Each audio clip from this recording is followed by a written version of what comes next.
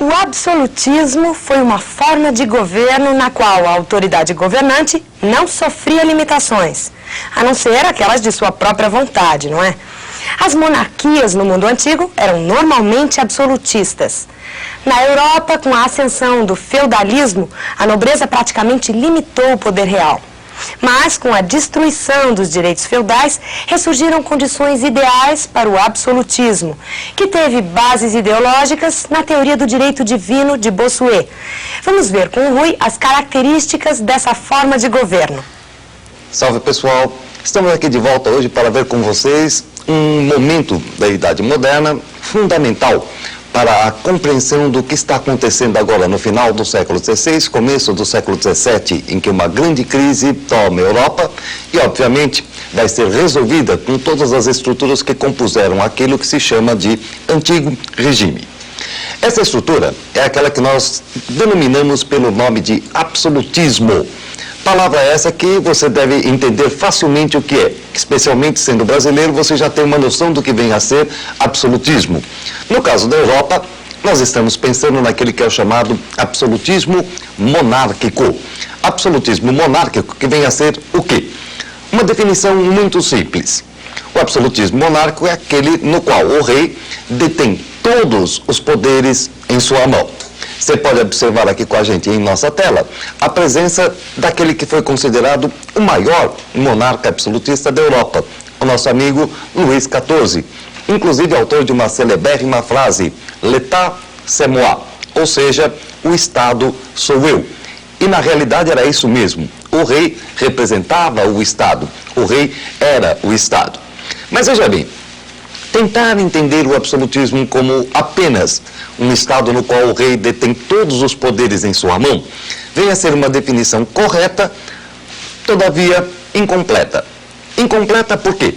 Porque essa frase ela não traz para a gente nem a 10ª parte da complexidade que vinha a ter esse Estado absolutista, esse integrante do antigo regime. Ora, vamos lembrar que o Estado absolutista começa nascendo na Baixa Idade Média, naquela luta entre a burguesia e a nobreza. Dessa luta entre a burguesia e a nobreza, começam então os burgueses a buscar uma aliança com a monarquia e favorecem assim a centralização do poder. Ótimo. O que a burguesia está esperando com a centralização do poder? Ela está esperando a montagem de um mercado, ela está esperando uma imposição de moeda, uma moeda única para facilitar suas transações comerciais, uma só lei, um só imposto, e assim consecutivamente. E é claro que o estado de luta social entre burguesia e nobreza não favorece a atividade comercial. Portanto, a burguesia, por exemplo, está esperando que quando o rei tome o poder, ele comece a exercer um determinado tipo de equilíbrio nesse jogo social. Portanto, uma segunda definição para este Estado absolutista é exatamente aquela que nos diz que o absolutismo é o Estado que promove o equilíbrio na luta social. Só que vejam também o seguinte, esse equilíbrio de luta social não significa que o rei, que o monarca, esteja impondo a paz na luta entre a burguesia e a nobreza. Muito pelo contrário. É o equilíbrio no sentido maquiavélico da palavra. Quer dizer, o rei se aproveita das brigas entre o nobre e o burguês, dos conflitos sociais, para poder manter, então, a sua autoridade. É nesse sentido que nós falamos, então, de que o rei promove o equilíbrio na luta social. Ele usufrui da luta de classes para manter a sua autoridade. Para que nosso exemplo fique bastante claro, basta você lembrar mais ou menos o seguinte, que o Estado absoluto é mais ou menos como uma partida de futebol, é um juiz, aliás, o monarca é o juiz de uma partida de futebol, que tem que terminar empatada.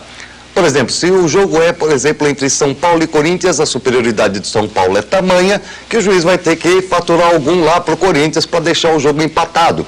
Se fosse Brasil e seleção de Inglaterra, a situação era tão equilibrada que, de repente, não haveria nem necessidade do juiz. Por isso mesmo, então, pense, é justamente um juiz que tem que fazer com que o jogo de futebol termine empatado, ora favorecendo um, ora favorecendo o outro.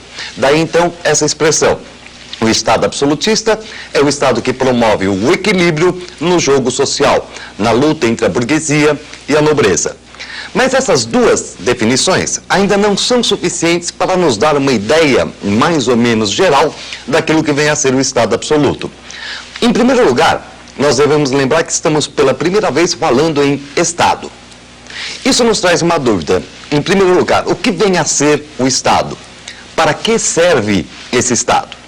Então a resposta a essa pergunta vem a ser mais ou menos a seguinte. O Estado é, em geral, um aparelho de coerção, um aparelho de repressão que atua em favor de um determinado grupo social que o controla.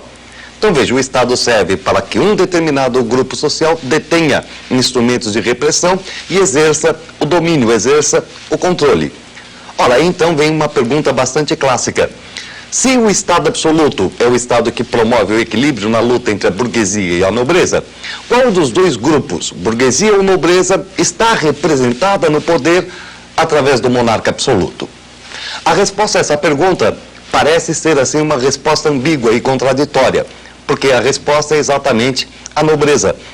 A nobreza é que está representada ali no Estado absolutista. E isso nos traz então um problema. Veja bem, durante a Idade Média, qual grupo social detinha o poder político? Você vai responder, era a nobreza, eram os senhores feudais. E agora então, a nobreza dentro da Idade Moderna permanece no poder através dos favores do Estado absolutista. Então aí vem aquela dúvida, qual a diferença então entre a situação política da Idade Média e a situação política da Idade Moderna? Qual a diferença que existia entre os senhores feudais e o Estado absolutista? E a resposta dessa nos parece bastante palpável, bastante visível. Ou seja, é a centralização do poder.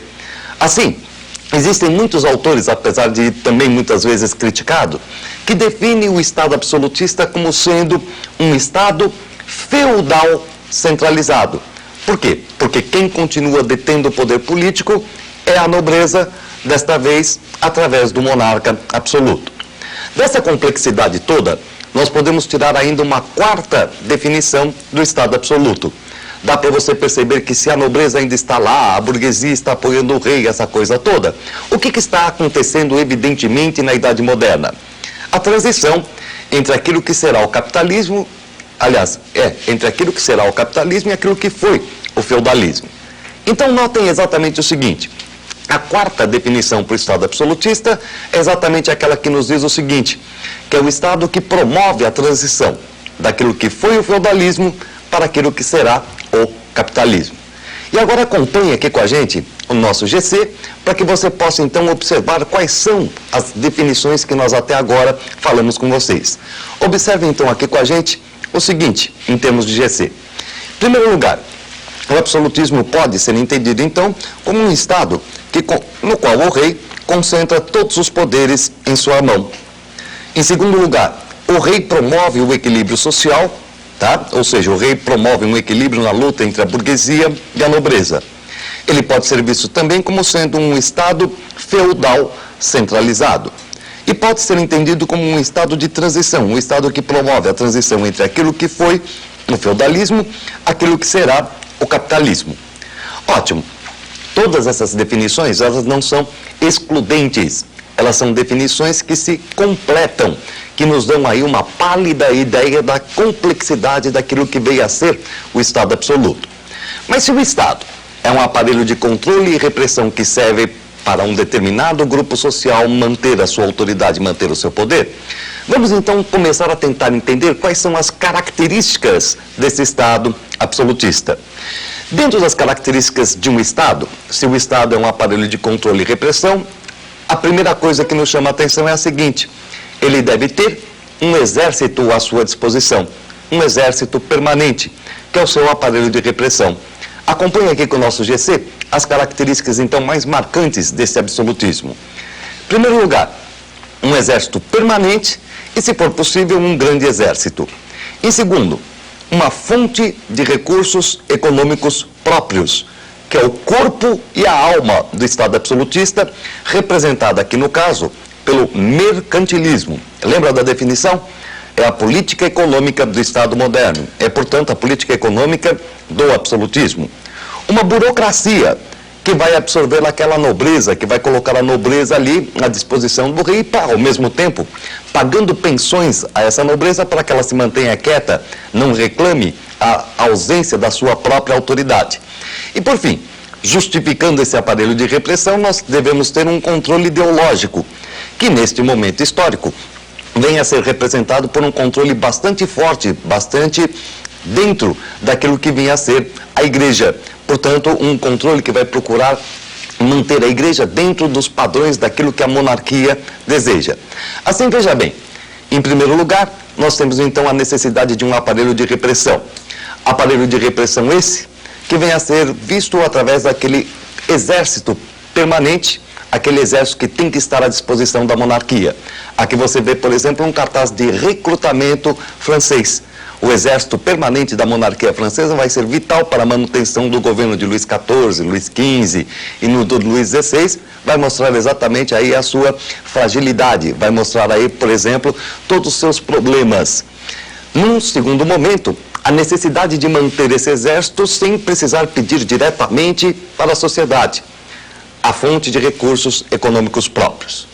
Nesse ponto, o mercantilismo é o corpo e a alma do Estado absoluto. É ele que fornece os recursos necessários, é ele que vai dar ao rei a autonomia diante do jogo social. É com esses recursos oriundos do mercantilismo que reis, por exemplo, como Luís XIV, vão poder construir o maravilhoso Palácio de Versalhes, onde aí você observa o apartamento da rainha no Palácio de Versalhes, local onde ficava reunida a maior parte, o grosso da mais importante e da mais perigosa nobreza de França, que ficava ali, portanto, recebendo pensões, muitas vezes sem fazer absolutamente nada o dia inteiro, mas que era sustentada pelo monarca para não se contrapor a esta monarquia. Isso vai criar um problema bastante grave às vésperas da Revolução, e lá a gente vai comentar isso com vocês. Em último termo, a característica fundamental que vai justificar, portanto, este Estado absoluto é o controle que a monarquia exerce sobre a igreja, o controle ideológico. Daí um processo de diversas guerras de religião dentro da Europa e acentuadamente na França, onde vai se montar uma igreja vinculada diretamente à monarquia, da qual, aliás, vocês podem observar aqui, por exemplo, em nossa tela agora, o cardeal Fleury, que é um dos personagens importantíssimos, assim como outro mais tarde, o celebérrimo cardeal Richelieu. Por hoje, então, a gente vai parando por aqui.